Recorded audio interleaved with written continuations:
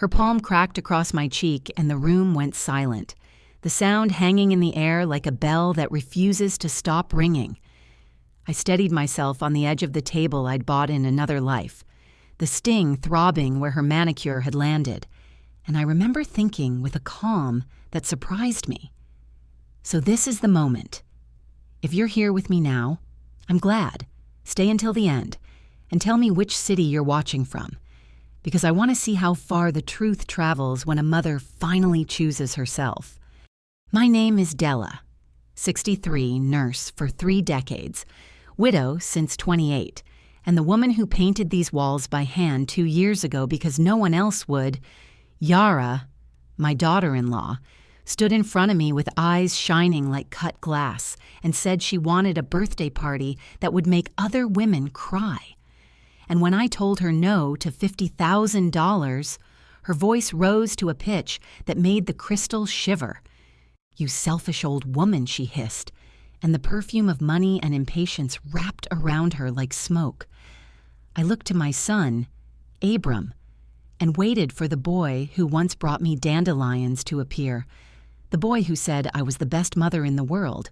Instead, a man crossed his arms and nodded as if he were passing judgment in a courtroom. "Mom, you're being unreasonable," he said, and it was winter in his voice. $50,000 for a single night, for ice sculptures and signature cocktails and a chandelier of roses that would be dead by morning.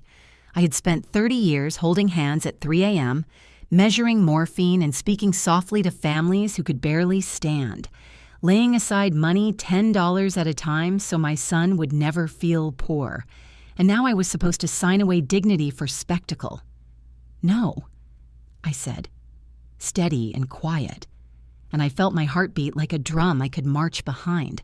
Yara stepped closer, rage sweetened with designer notes, and when she spat, "Pack your bags and get out of my house," I smiled because the house was mine and the deed tucked away said so. Abram's mouth bent into something that used to be a smile, and he tried to make it cruel. "You heard her. Pack your things. And Mom," he paused like a man who thinks he's discovered fire, "I'm going to take every cent from your account. You've been living off me long enough." The irony was so bright it hurt my eyes. For 5 years, I had kept them afloat, while he chased ventures that sank on contact with daylight, while she spent mornings at the spa and afternoons buying mirrors to admire her own reflection. I let the silence stretch until it became a mirror of its own. Then I met my son's gaze and said, "I've been waiting for this."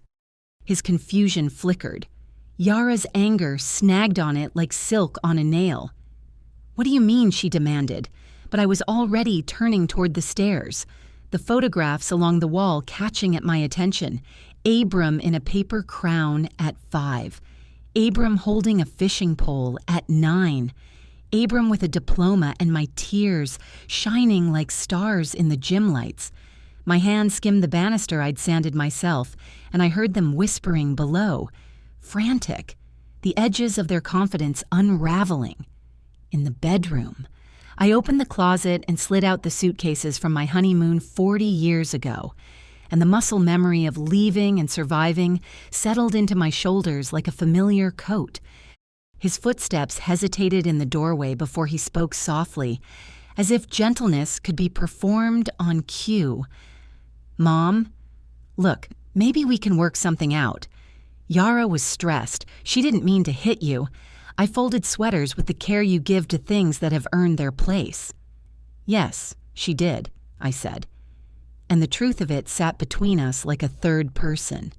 He tried again, voice lowering. "The thing about your account," I was angry. "We don't have to go that far." I zipped the first case and set my hand on it, feeling the weight of fabric and years.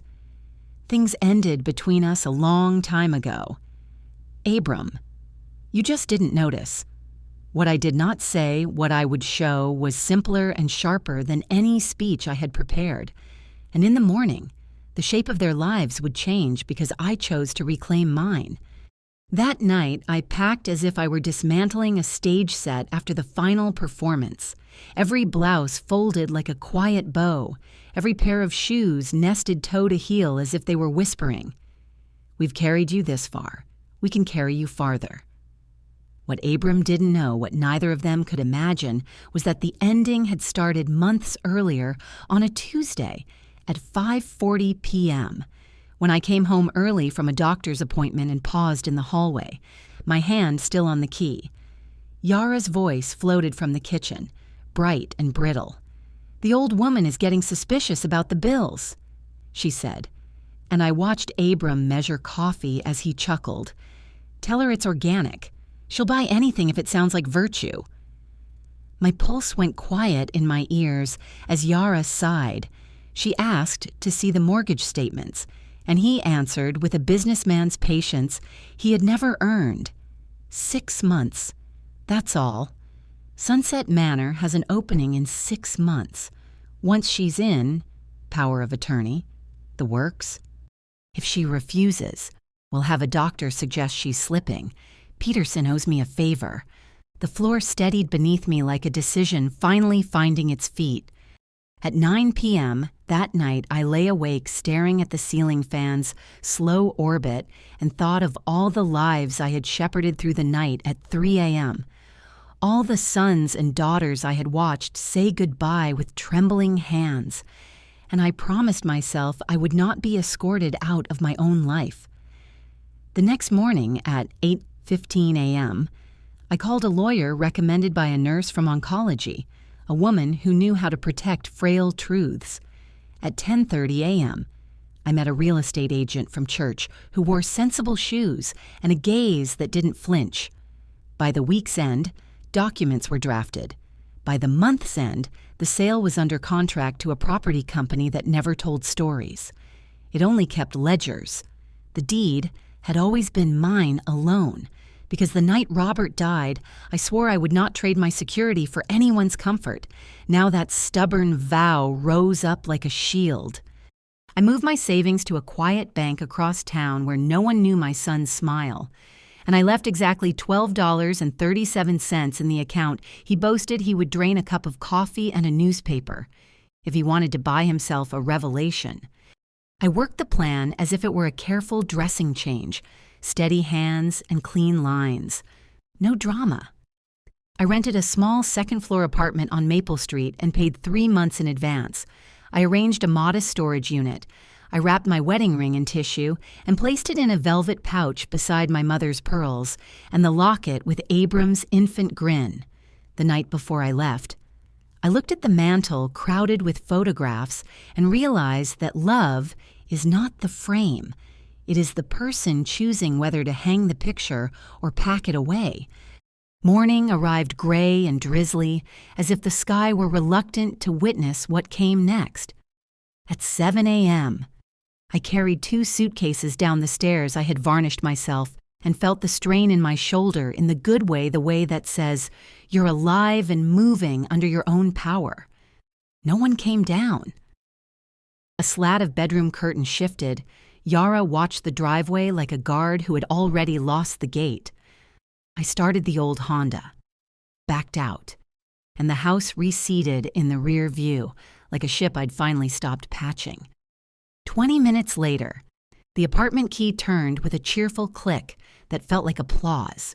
Mrs. Chen, 72 and steady as a metronome, poured me tea and patted my hand. "Welcome home," she said, and the words settled into the room as if they'd been waiting for me. I was hanging dresses in the little closet at 9:12 a.m. when my phone rang. Abram's name lit the screen like a flare that had burned too many bridges. "Mom, where are you?" he asked, his voice trying for calm and landing in worry. "In my new apartment," I said, and when he insisted I come home, I told him the sentence that cracked whatever illusion he had left. I sold the house. Silence bloomed, then Yara's distant wail, then Abram's fury spilling over the rim. "You can't." "I did," I said, soft but final. "The sale closes in 3 weeks.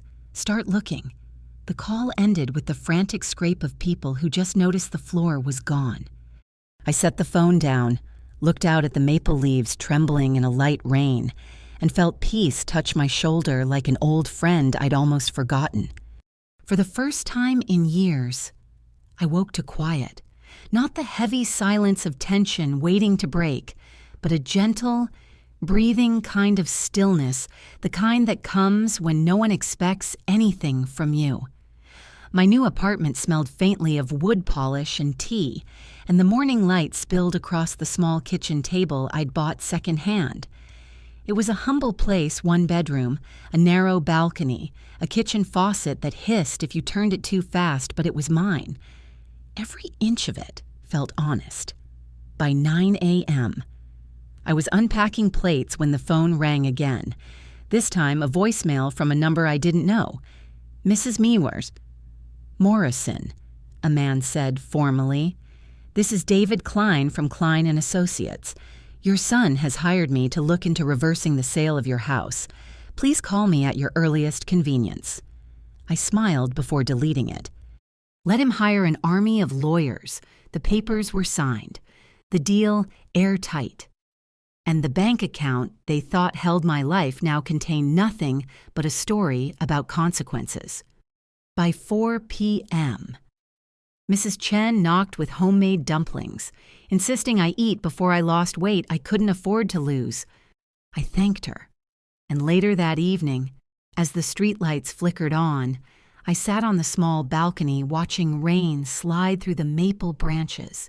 The city murmured softly below footsteps, distant laughter, the occasional car horn, a symphony of lives that belonged to no one but themselves. I felt like I'd rejoined the world after a long absence, and for the first time in half a decade, I wasn't looking over my shoulder. 2 days later. The phone rang again, Yara, this time. Her voice trembled on the edge between apology and panic. "Della, we need to talk," she said. I folded my laundry, each movement deliberate. "I don't think we have anything to discuss." She rushed the words out as if speed might soften the impact. "Look, I know I was harsh the other day. I was stressed about the party. I didn't mean to hit you." "Yes, you did," I replied. "You just didn't expect me to stop letting you." There was a pause, then desperation creeping in. "We can't just lose everything because of one stupid fight." I laughed quietly. "You didn't lose everything because of one fight. Yara, you lost it because for 5 years you mistook my kindness for obligation. That's not fair. We took care of you." Her voice cracked, and I could almost see her rehearsed expression in a mirror somewhere. "Took care of me, I asked. I paid your mortgage, your cars, your credit cards. Tell me, what exactly did you take care of?" Silence. Then a whispered plea. "Please, can't we start over?" "No," I said, folding the last towel and placing it neatly on the shelf. "You had your chance to treat me like family. You chose a servant instead." I hung up before she could start crying again. The days that followed felt lighter. I found myself walking to the cafe 3 blocks away, ordering scrambled eggs and coffee for $3 instead of the organic, sugar-free nonsense Yara swore would extend my life. I didn't need more years. I needed better ones. Around noon one day, as I carried groceries home, Mrs. Patterson, my old neighbor, called. "Della, dear, I thought you should know what's happening over there," she said in a hush meant to sound casual. "They've been shouting for days. Yesterday I saw them loading boxes. Are they moving?" I smiled into the phone. "Yes, they'll need to. The house belongs to someone else now." A beat of silence. Then, "Well, good for you, dear. That girl was never very nice to you." I thanked her, hung up, and exhaled something that might have been grief once, but had turned into freedom. That evening, I found a letter slid under my door. The handwriting was familiar. My son's, careful but uneven. "Mom," it began, I know you probably won't read this. I just need to say I'm sorry. I sat on the couch, dumpling bowl still half full beside me, and read his words under the soft yellow light. He spoke of the party, the house, the anger, and how Yara was unraveling now that the money was gone. He said he didn't understand me before, but he thought maybe he was starting to. He asked nothing from me, only that I remember he was still my son. I closed the letter, folded it back along its creases, and whispered, maybe one day. Then I placed it in the drawer beside my paintbrushes, not to keep, but not to throw away either, just to rest there until I decided what forgiveness should look like. 3 months passed, and life began to soften around the edges. The noise of what I'd lost faded into something smaller, almost tender, replaced by the rhythm of simple, ordinary peace.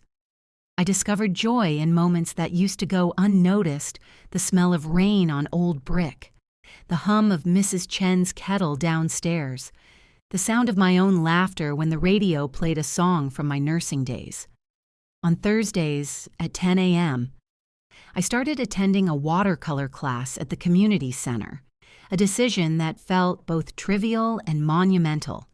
I hadn't painted since childhood, unless you counted the walls of the house I no longer owned, but when the instructor, Helen, a silver-haired woman with paint-stained fingers, looked at my first attempt and said, "You've got a good eye for light." I felt something open inside me, something that had been closed for years. We painted trees, sky, reflections in puddles. We painted things that couldn't talk back or ask for money or judge the way we lived. There was Dorothy, a retired librarian with eyes like polished marbles, who painted flowers so delicate you could almost smell them. Frank, a widower who specialized in landscapes, told dry jokes that made us all laugh until tears ran. And Maria, younger than the rest of us, caring for her elderly mother, rediscovering herself one brush stroke at a time. After class, we'd walk to the corner cafe for coffee and laughter, and for the first time since Robert died, I felt like I belonged to something again, not because I was needed, but because I was wanted. It was Maria who suggested the trip. "There's this beach town, Seaside Heights," she said one afternoon over toast crumbs and half-drunk tea. "It's quiet in October. Perfect for painting." I hesitated. Vacations had always seemed like something other people took. But when Dorothy chimed in, "Come on, Della, what are you waiting for? We'll paint the ocean. Gossip. Eat too much seafood. What could go wrong?" I surprised myself by saying yes. We left on a Friday at 7 a.m., the sky pink with the promise of something new. The air smelled of salt by the time we arrived, and the ocean stretched before us like a forgiveness I didn't know I needed. I painted the horizon that evening, streaks of blue melting into gold, and when Dorothy said softly, "This is what freedom looks like," I realized she was right. Freedom wasn't grand or loud. It was standing barefoot in damp sand, knowing no one owned a single minute of your life but you. On the second night, as the others painted the sunset, I sat alone on the cottage porch and opened another envelope from Abram. His letters had become a quiet pattern, one every 2 weeks, always polite, never demanding. But this one felt different before I even unfolded it. The handwriting was steadier, the ink darker. He wrote that Yara had left, that she'd gone back to her parents in California after realizing she preferred comfort over accountability. He wrote that he was working again at Henderson Construction, the same place he'd spent summers during high school. "You were so proud back then. Mom," he said, "when I came home covered in sawdust, exhausted but happy, I had forgotten what that felt like earning something honest." He told me he was ashamed, that he missed me, not my money. I finally understand what I lost when I let her convince me you were the enemy. I lost my mother. The words trembled on the page, unsure whether they were enough to rebuild what had been broken. I read the letter 3 times, each one peeling away a different layer of feeling disbelief, anger, sorrow, and something fragile, beneath them, all hope. That night, I walked down to the shore, the water licking at my ankles, and thought of Robert, of what he might have said if he could see us now. Would he want me to forgive our son? Maybe, but I wasn't ready to answer that yet. Forgiveness. I was learning. Wasn't an open door you walked through. It was a bridge you built one plank at a time, deciding with each step whether the person waiting on the other side was worth the crossing. When I came back from the beach trip, the city felt softer somehow, like it was breathing in rhythm with me. I slipped easily into my new life, my mornings of painting and coffee, my afternoons of errands and small talk, my evenings wrapped in the quiet hum of contentment. For the first time in decades, every hour of the day belonged to me. The loneliness I once feared had turned into a kind of serenity. One morning, as I stood by my easel painting the view from my window, Mrs. Chen's tomato plants glowing red in the early sun, I heard a knock. Not the sharp, impatient kind I remembered from Yara, but a hesitant, almost apologetic one. When I looked through the peephole, I saw Abram standing there, holding a small bouquet of daisies and baby's breath, grocery store flowers, simple, earnest, unpretentious. He looked older, thinner, but steadier. The arrogance that used to hang on him like expensive cologne was gone. I opened the door but left the chain on. "Hello?" "Mom," he said softly. "I know I should have called first." I nodded. "Yes, you should have. What do you want?" "Abram." He held up the flowers like a peace offering. "These are for you. Not because I want anything, just because I used to bring you flowers on Saturdays when I was little. Do you remember I did? Dandelions from the yard, stuffed into my favorite vase as if they were treasures." He smiled nervously. "Can I come in? Just for a few minutes?" There was a stillness inside me, not fear, not anger, just clarity. I unlatched the chain and stepped aside. "You can come in, but I'm not making coffee. You get water or nothing?" He chuckled, the sound awkward but genuine. "Water's fine." He took in the room, his eyes tracing the paintings on the wall, the stack of books, the half-finished watercolor of the harbor. "This place is nice," he said. "It feels like you." We sat across from each other at the small table. He turned the glass of water in his hands before speaking. "I wanted to tell you that I understand now what we did, what I let happen. I wanted to say, I'm sorry." His voice wavered, but the words came steady. "I let Yara convince me that your love was control, that your help was interference.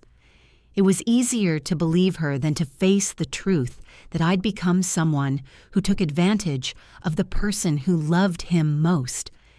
I didn't speak. I wanted to hear all of it. He went on, voice low, almost ashamed. "When Yara left and the money was gone, I sat alone in that apartment and realized something I had no idea who I was without you cleaning up after me. I started working again. Real work, hard work, and for the first time in years, I feel honest, tired, but honest." He looked up at me then, and for a moment, I saw the boy he'd been the one who used to fall asleep on my chest after crying for his father.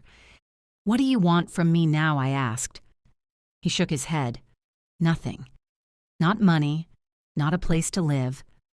I just want the chance to show you I've changed, to earn back being your son." I studied his face, the lines at the corners of his eyes, the humility that had taken the place of pride. The anger I'd carried for so long loosened its grip, leaving behind something fragile but alive. "Once a month," I said finally. "Lunch at Romano's on 3rd Street. We split the check. If you ever ask me for money again, it's over." His eyes softened with relief. "Thank you. Mom, I won't let you down." I sighed. "You already did." "Abram, the question is whether you've learned enough not to do it again." He nodded, leaving the flowers on my table before stepping out into the afternoon light. I stood at the window, watching him walk down the street, shoulders squared, pace slow, but steady. He didn't look back, and for the first time, I didn't need him to. That night, I called Dorothy and told her everything. She listened quietly before saying, "You know what I love about this? Della. You're not forgiving him from weakness anymore. You're forgiving from strength." 3 months later, we had our 4th lunch at Romano's. Abram told me about the promotion he'd earned at the construction company, and I showed him photos from my painting trip with Dorothy and Maria.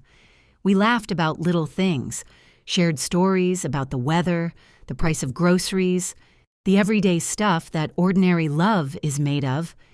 As I walked home afterward, the sun low over the harbor, I thought about how far I'd come. A year ago, I'd stood in that living room with a burning cheek and an empty heart.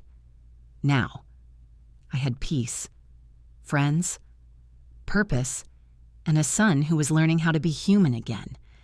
The greatest gift Yara ever gave me was that slap that forced me to choose myself. Sometimes, destruction is the only doorway to freedom. I was 64, now older, wiser, and finally alive. I no longer measured my worth by what I could give, but by the joy I could create for myself.